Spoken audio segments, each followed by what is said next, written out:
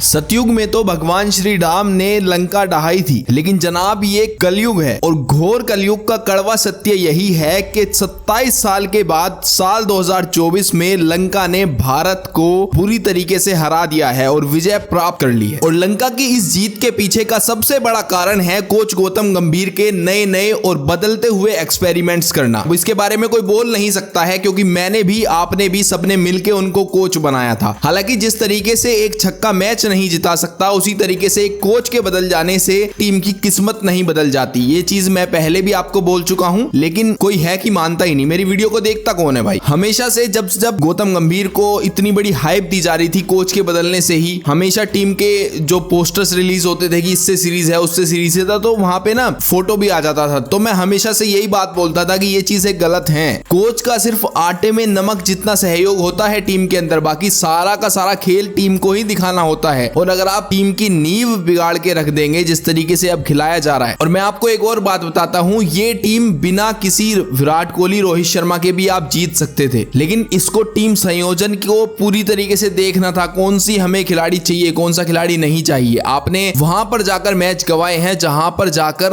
उम्मीद नहीं थी कि भारतीय जैसी वर्ल्ड चैंपियन टीम ये सब कुछ कर जाएगी और हमारी किरकिरी तो बननी है ही। अब जो देश हमसे चिढ़ते थे ना, उन देशों के कान खड़े हो जाएंगे, क्योंकि गौतम गंभीर की कोचिंग के अंदर पहली सीरीज हम हार चुके हैं वनडे की। T20 में तो हमने जीत लिया, लेकिन वनडे की सीरीज हम हार चुके हैं, वो भी 2-0 से। और 2-0 से क्या, मैं तो 3-0 ही कहूंगा भाई। पहले मैच में भी कुछ खासा प्रदर्शन नहीं किया था, सिर्फ और सिर्फ रोहित शर्मा तीनों मैचों में हाईएस्ट स्कोरर रहे।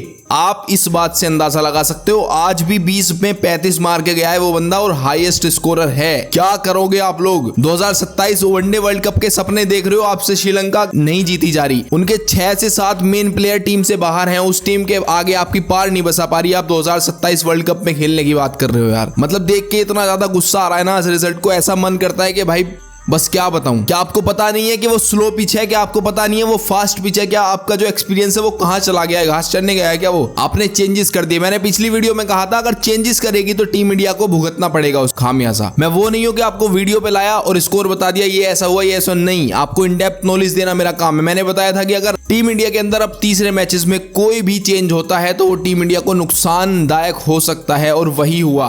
केएल राहुल का चेंज यहां पे किया गया, हालांकि रियान पराग का चेंज हुआ, उसने 3 विकेट ली, ठीक है, लेकिन इकोनॉमी उसकी भी अच्छी नहीं। जिस पिच पर 240 आपको पता है नहीं बन रहे हैं, तो शुरुआत में तेज खेलना जरूरी था।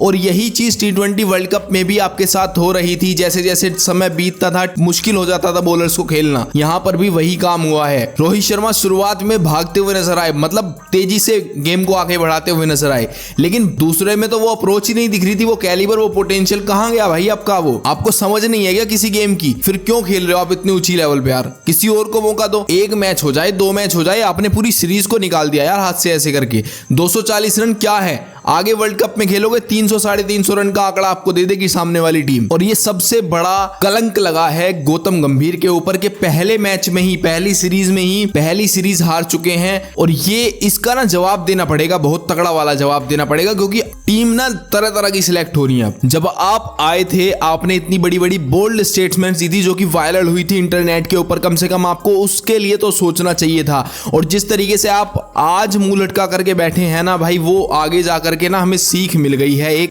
कि किसी को भी ना इतना ओवर हाइप मत बना दो कि वो बंदा चने के पेड़ पर चढ़ के बैठ जाए, झाड़ पे चढ़ के बैठ जाए। किसी को कुछ नहीं बोल सकते, आपके हाथ में कुछ नहीं है, क्योंकि आपकी ही रजामंदी से वो बंदा कोच भी बना है। और देखो कोच बनने से भी दिक्कत नहीं है, टीम में बहुत ज्यादा गलतियां हुई, लेकिन टीम को सुधार करने की जरूरत थी। हमने कई सारे मौके गंवाए हैं। अर्शदीप को MS धोनी बनने की कोई जरूरत नहीं थी।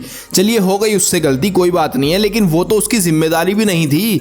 रन बनाना बल्लेबाज का काम है, ना कि बॉलर से आप एक्सपेक्ट कर सकते हो। वो तो ठीक है, बड़ी भीड़ में कभी काम आ गए तो ठीक है, नहीं तो भाई वो उसका तो बंदे का काम है बॉलिंग करना, उसने करके दिखाया अपनी बॉलिंग में। और मुझे तो ये पता नहीं लग रहा बैटिंग फर्स्ट करते हुए श्रीलंका की जीत हुई है। 240 का स्कोर भी इंडिया पार नहीं कर पाई है, मतलब हारे तो हैं सीरीज, लेकिन इतनी बुरी तरीके से गौतम गंभीर, आप देखो, मैं नहीं कह रहा, ये चीजें कह रही है कि आपके ही कोचिंग के अंडर हो रहा है ये सब चीजें। बाकी हमने आज तक अभी तक तो मैंने देखा नहीं है पिछले कुछ लास्ट सालों में कि इतनी बुरी तरीके से सीरीज आ रही है कि तीनों ही मैचेस में 240 चेज ना करे गए हों सक्सेसफुली। बाकी अब आपको बहुत ज्यादा ध्यान रखने की जरूरत है, अभी और भी बहुत सारे कंटेंट लेके आना है आपका इस चीज के ऊपर। तो मेरी अभी तक की यही रिपोर्ट थी, मैं मिलता हूं आपसे अगले वीडियो में, तब तक के लिए देखते रहिए इंडियन क्रिकेट शो।